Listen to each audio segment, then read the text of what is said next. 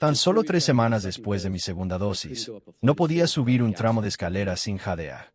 Me faltaba el aire incluso al hacer cosas sencillas, caminar, estar de pie, incluso hablar. Tenía una presión constante en el pecho, arritmias y una fatiga abrumadora. No puedo sobreestimar la angustia. Sentía que mi cuerpo me fallaba. Sufría una insuficiencia cardíaca derecha. Aún así, me preguntaba, ¿era real o solo una imaginación? Entonces, un ecocardiograma confirmó el daño. El diagnóstico fue hipertensión pulmonar. Tenía daño y estrechamiento de los vasos sanguíneos de los pulmones, lo que restringía el flujo sanguíneo y sobrecargaba el corazón. Esto no es como la hipertensión arterial común. La hipertensión pulmonar suele ser progresiva y mortal, incluso con tratamiento. No tiene cura. Sentí que era una sentencia de muerte. Fabricar el medicamento y la investigación tienen un coste. Administrarlo tiene un coste. Y está el coste oculto de las lesiones, y no sabemos cuál es. No se estudia. No se enseña. Nuestro próximo testigo es el Dr. Robert Sullivan. El Dr. Sullivan es médico colegiado y anestesiólogo certificado con más de 20 años de experiencia en Maryland. Hoy nos habla de la lesión que sufrió tras la inyección de la vacuna contra la COVID-19. Dr. Sullivan. Gracias, senadores. Mi historia no es tan mala. El mismo mes en que recibí mi primera inyección de ARN contra la COVID-19, aparecí en la columna ¿Cuál es tu entrenamiento?, del Wall Street Journal para Aerial Circus Arts. Estaba fuerte, sano y prosperando. Apenas 3 semanas después de mi segunda dosis, no podía subir un tramo de escaleras sin jadear. Me faltaba el aire incluso al hacer cosas sencillas, caminar, estar de pie e incluso hablar. Tenía presión constante en el pecho, arritmias y una fatiga abrumadora. No puedo exagerar la miseria. Sentía que mi cuerpo me fallaba. Estaba experimentando una insuficiencia cardíaca derecha. Aún así, me preguntaba, ¿era real o solo estaba en mi cabeza? Entonces, un ecocardiograma confirmó el daño. Me sentí aliviado de que no fuera imaginado y atónito al darme cuenta de que así es como probablemente muera. El diagnóstico fue hipertensión pulmonar. Tenía daño y estrechamiento de los vasos sanguíneos en mis pulmones, restringiendo el flujo sanguíneo y forzando el corazón. Esto no es como la presión arterial alta regular. La hipertensión pulmonar suele ser progresiva y mortal, incluso con tratamiento. No tiene cura. Sentí como una sentencia de muerte. Reporté mi caso a VAERS, el sistema de notificación de eventos adversos de vacunas. La mayoría de los médicos que conozco nunca habían oído hablar de él. Menos entendían que conlleva requisitos obligatorios de notificación. Nunca me enseñaron sobre VAERS en la escuela de medicina. Me dicen que todavía no lo es. Finalmente, VAERS recopiló mis registros médicos. Esperaba noticias de la FDA o los CDC. Nunca las tuve. Creía en el sistema. Creía que me escucharían. Cuando no lo hicieron, canalicé esa incredulidad para colaborar con el British Medical Journal en un informe sobre las fallas del sistema. Lo que aprendí es escalofriante. Si sufres algún daño, estás solo. He tenido que adaptarme. Quizás algunos de los tratamientos novedosos que probé me ayudaron. Por fuera, me veo bien. He vuelto a correr, incluso a las artes aéreas. Eso me da alegría, pero también inquietud. He perdido la mitad de mi capacidad pulmonar. Si puedo parecer tan normal con tanto daño, ¿cuántos otros sufren en silencio? Investigando mi condición, encontré al científico de Georgetown que predijo mi problema específico. El mismo mes del lanzamiento de la vacuna, advirtió que la exposición a la proteína de la espiga, ya sea del virus o de la inyección, podría dañar los vasos sanguíneos de los pulmones y la placenta. La propia proteína de la espiga del virus SARS-1 también causó daño vascular en animales. Supe que muchos pacientes hospitalizados con COVID desarrollaron hipertensión pulmonar. La autopsia mostró el mismo tipo de daño en los vasos pulmonares que yo. Los pacientes con COVID prolongada y disnea persistente presentan los mismos hallazgos. Como en mi caso, sus síntomas mejoran, pero el daño persiste. Ahora sabemos que la proteína de la espiga del SARS-CoV-2 puede dañar los pulmones, el corazón y el cerebro en animales. Es tóxica, sin duda. Sé que es incómodo escucharlo. Un estudio reveló que los atletas que recibieron refuerzos de ARN experimentaron descensos en su capacidad aeróbica equivalentes a envejecer de 5 a 10 años en tan solo una semana.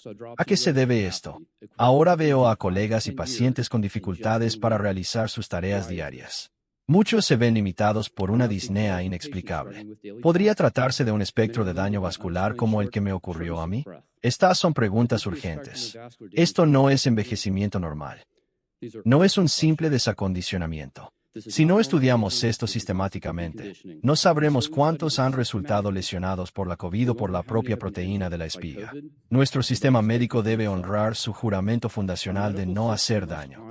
Cuando se produce un daño, lo correcto es reconocerlo, reconocer el sufrimiento y trabajar para aliviarlo, a la vez que se avanza en la investigación de terapias más seguras. El gobierno debe actuar como salvaguarda, restaurando la rendición de cuentas, la transparencia y la confianza pública. Y, sobre todo, toda decisión médica debe basarse en un consentimiento verdaderamente informado.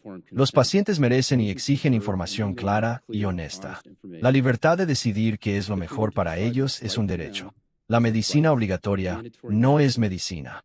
El reconocimiento importa. Ser visto, escuchado y creído. Ese es el primer paso, y quizás el más importante, para sanar. A quienes han sufrido, los veo. Si bien nuestras heridas son diferentes, entiendo el sufrimiento y el aislamiento que se produce cuando el sistema que debería protegerlos, en cambio, los abandona. Les creo. Senador Johnson y miembros del comité, gracias por darnos esta oportunidad de comenzar a sanar. También me sorprende que un pediatra le diga a una madre cuando su bebé tiene convulsiones: "Oh, eso es perfectamente normal después de la vacuna". Estoy de acuerdo, es asombroso. La capacitación sobre vacunas ahora se limita a memorizar el calendario. En la preparación para este testimonio, revisé mis libros de texto históricos sobre capítulos de vacunación. Y senador Blumenthal, quiero felicitarlo por un excelente resumen como abogado sobre la historia de las vacunas. De hecho, soy muy entusiasta de la vacunación. ¿Está seguro de la historia de las muertes por viruela? Las vidas salvadas son convincentes. No creo. No estoy seguro de entender su comentario. Bueno, usted hizo un resumen. Mencionó la historia de las vacunas. Así que, de hecho, puede que les sorprenda. Soy entusiasta de la vacunación. Así que cuando analizamos la historia de la vacunación, la viruela tuvo tanto éxito que ya ni siquiera está en el calendario. Fue un éxito. Luego siguieron las vacunas con toxoides bacterianos. Esas son las vacunas DTP. Y luego estaba la vacunación contra virus, MMR. Y usted habla de la polio. Esa fue una gran cura en la época de mi madre. Y lo sabíamos, y no he visto estos casos. He visto quizás 2 casos de tosferina en mi carrera. Y leí sobre el sarampión. Nunca lo he visto. No reconocería estas cosas. Así que sabemos por experiencia que es exitoso. Sin embargo, lo que nos falta, y esto no se enseña en la Facultad de Medicina, es que el éxito tiene un costo. Hay un costo en la fabricación de medicamento y en la investigación. Hay un costo en su administración. Y está el costo oculto de las lesiones. Y no sabemos cuáles. No se estudia. No se enseña. Senador Johnson, ¿responde eso a su pregunta? Más o menos. De acuerdo. Más o menos. Bueno, quiero ser claro también. Y no sufro lesiones por vacunas. Sufro lesiones por una terapia de AEM. En mi testimonio, fui muy cuidadoso al usar la palabra inyección. Así que, ya que lo tengo, porque, repito, me advirtieron desde el principio porque hablaba con personas muy escépticas sobre el ARNM. Un médico, fuera de sí, entendiendo lo que sus colegas iban a hacer, inyectar algo en el cuerpo humano que convertiría la célula humana en un sitio de fabricación de algo tóxico para su cuerpo.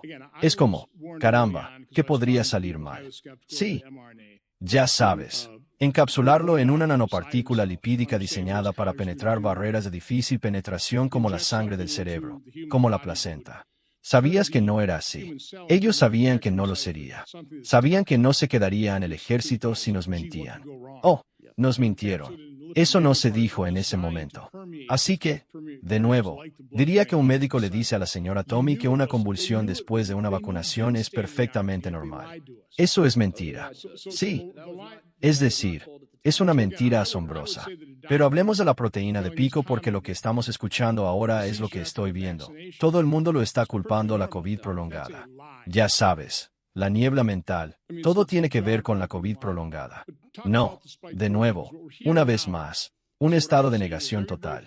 Un estado de negación total. Bueno, lo desagradable del coronavirus es la proteína de pico. Sí, ese es el antígeno que la inyección de ARN hizo que el cuerpo produjera. Sí, es una molécula biológicamente activa. Claro.